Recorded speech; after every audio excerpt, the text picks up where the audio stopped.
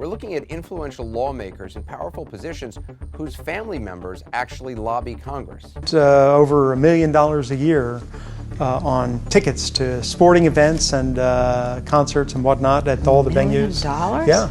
Yeah. For the best seats? The best seats. I had 2 people on my staff whose virtual full-time job was booking tickets. We were Ticketmaster for these guys. And the congressman or senator could take his favorite people from his district to the congressman or senator could take 24 of his favorite people from their district. Was all that legal? We would certainly try to make the activity legal. Take somebody like Harry Reid, for example, the majority leader in the Senate. He has 3 sons and a son-in-law, all of whom have been registered lobbyists. Same thing in Missouri with Republican Roy Blunt, whose wife and several of his children are registered lobbyists. It was supposed to be the aroma of fresh pastries, not despair, that filled your mornings. But one misstep, one faulty health inspection, and your dream crumbles like a stale biscotti. The city threatens to shutter. Been there, done that. Your sanctuary, your livelihood, gone as quickly as spilt espresso. Options dance in your head, each a bitter sip. Throw in the towel, walk away from the mess, beg and plead. A one-man protest outside City Hall. Tears staining the concrete. Yet amidst the bitterness, a glimmer of hope. A whisper from a seasoned customer, a retired lawyer. Have you considered a lobbyist? You think to yourself, I'm an honest, decent person who has morals. But then you remember that you have mouths to feed and an education to supply for your family. Mr. Fix-It. It sounds like a fairy tale character, not someone who navigates the murky waters of bureaucracy. But desperation breeds unconventional solutions. You know, you can't fight City Hall alone, but with the right leverage, the right nudge, maybe, just maybe. This is a different kind of fight. A battle fought not with aprons and spatulas, but with whispers and deals, with influence and strategy. This is where you trade latte art for political chess, where Mr. Fix-It becomes your knight in shining armor. Power Unmasked here. Today, we're taking a deep dive into the murky underworld of American politics, where power doesn't always come from shiny suits and podium speeches. We're talking about the real puppet masters, the unelected influencers, the suits on retainer for special interests, lobbyists.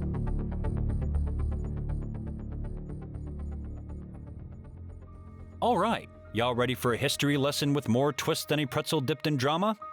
Let's talk lobbyists, baby. Those shadowy figures whispering sweet nothings into politicians' ears and greasing the wheels of the system with dollar bills thicker than my sarcasm.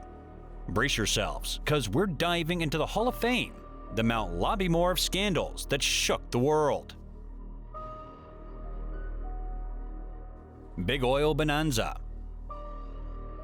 America's most magnificent waterways is blackened and befouled tonight by the biggest oil spill in American history. 240,000 barrels, 11 million gallons of Alaskan crude oil escaped from the huge... Remember ExxonMobil, that friendly neighborhood gas station company? Turns out they weren't so friendly when it came to climate change. They shelled out a cool $30 million over 20 years with 72,000 lobbyists to lobby against environmental regulations. All while their scientists knew about the whole global warming thing. Now, with recent numbers, they are forking up at least $7 million a year for lobbyists since the scandal has leaked. Talk about the shady side of sunshine. You know who else enjoys covering up the downsides of their products? Yep, Big Tobacco. And they aren't shy about playing the lobbying game either. Philip Morris coughed up a staggering $150 million between 2009 and 2016 to keep their cigarette sales skyrocketing. They even created fake grassroots groups, like Smokers for Choice. They're not evil. No. They want you to have freedom. Yeah, that's what we'll call it. This is how they mask their corporate puppet strings. Sneaky snakes, these tobacco tycoons. Or it could be a plot straight out of a spy novel. A foreign power, its motives masked in diplomatic smiles and generous campaign contributions, slithering into the ear of a high-ranking official. Is it all just innocent influence? Or are they planting seeds for a silent takeover? As the whispers get louder and the shadows grow longer, one question burns brighter.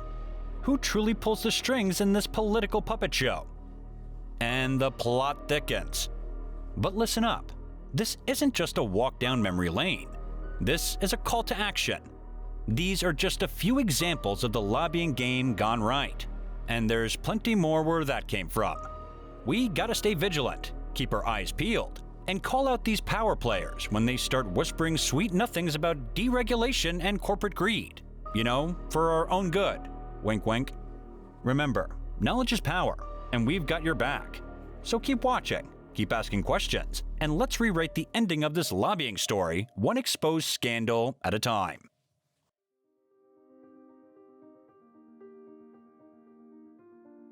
You're having a rough start. Desperate.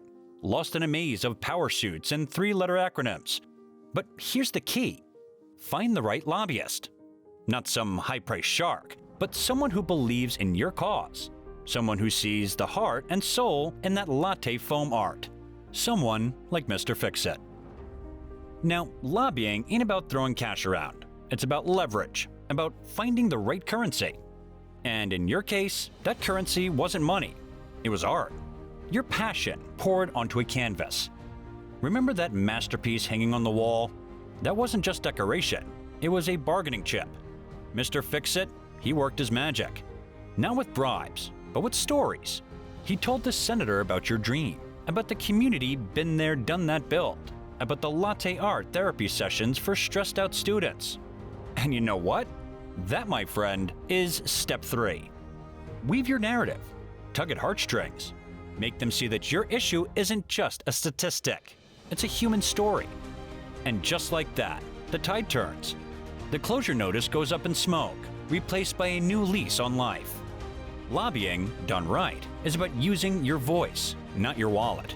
It's about finding the right champion, crafting the right story, and reminding those in power that sometimes the most powerful currency is a simple cup of coffee and a dream poured onto a canvas.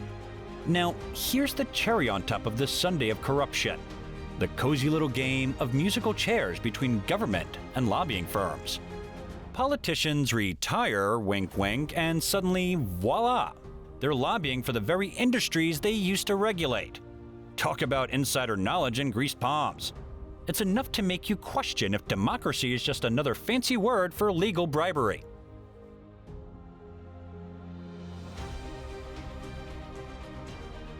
Lobbyists. The mere mention sends shivers down spines, conjuring images of smoke-filled rooms and whispered deals. They are the boogeymen of democracy, the shadowy puppeteers pulling strings from gilded balconies. But here's the thing, folks. Blaming only the lobbyists is like yelling at the weeds in your garden while ignoring the broken sprinkler. They are a symptom, not the disease. The real culprit? A system with cracks wider than the Grand Canyon. A system where money whispers louder than votes, where access trumps accountability. It's a system where campaign coffers overflow like champagne flutes at a billionaire's bash, and the price of a politician's ear rivals a penthouse in Dubai. Don't get me wrong, lobbyists play their part in this twisted tango. They're the smooth-talking dance partners, the ones spinning politicians with facts and figures dipped in self-interest. But who sets the music? Who builds the dance floor? It's us, folks. We, the disengaged, the apathetic, the ones who leave the political arena dusty and desolate.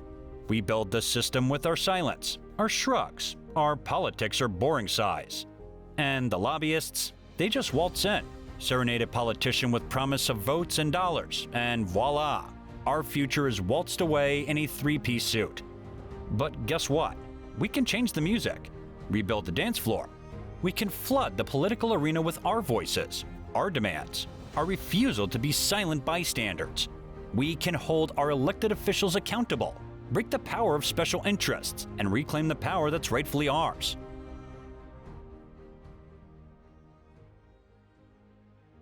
The system's rigged, you say?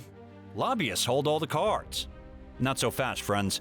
We may not have million-dollar campaign contributions, but we have something far more powerful: numbers.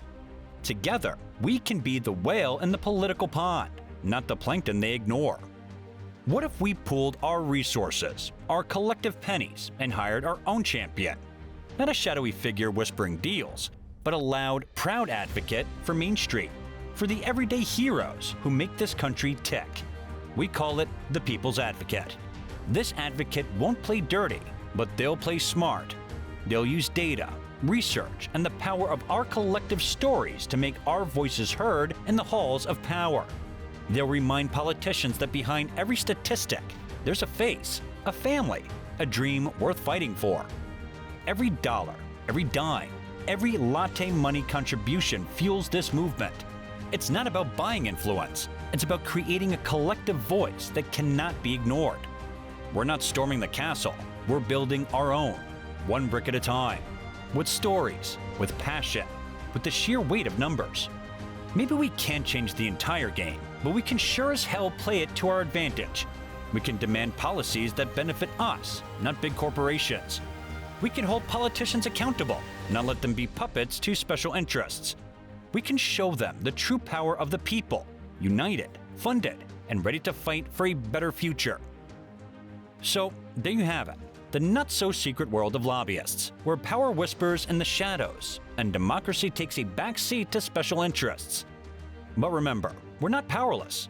Let's shine a light on this rigged game and demand a system that works for all of us, not just the fat cats with deep pockets. Until next time, stay woke, stay informed, and stay angry.